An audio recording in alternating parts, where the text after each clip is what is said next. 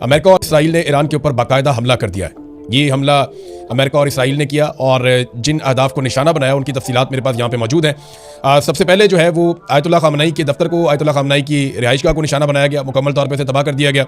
फिर सदारती दफ्तर को भी निशाना बनाया गया। करमानशाह में, कोम में, असफहान में, तबरेज़ में, करज में और जनूबी इलाके कनार्क में ईरानी बहरिया की तनसीबात समेत फ़ौजी मकामात को निशाना बनाया गया है अमरीकी अफवाज की जानिब से और इसराइली अफवाज की जानिब से।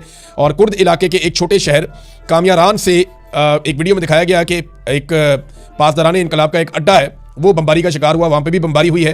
तेहरान का एक इलाका है, वहाँ पे बमबारी की वीडियो सामने आई अब तक और मुख्तलिफ तेहरान के एरियाज़ के अंदर बमबारमेंट की इतला मिल रही है, धमाकों की इतला मिल रही है। तफसीलात आहिस्ता आहिस्ता सामने आ रही हैं।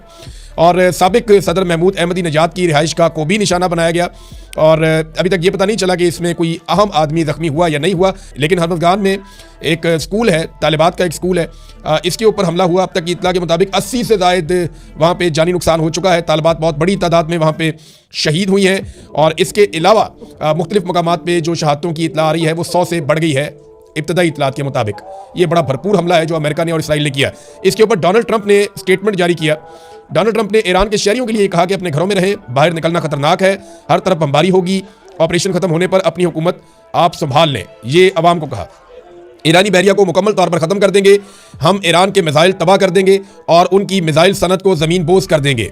ऑपरेशन के दौरान कुछ अमरीकी भी हलाक या ज़ख्मी हो सकते हैं, लेकिन जंगों में ऐसा होता है। ये जनाब अमेरिका के सदर डोनाल्ड ट्रंप ने कहा, हथियार डाल दो या मरने के लिए तैयार रहो।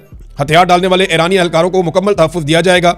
ईरान पर हमले के बाद अमरीकी सदर डोनाल्ड ट्रंप की ईरानी पासदारान इनकलाब को वार्निंग।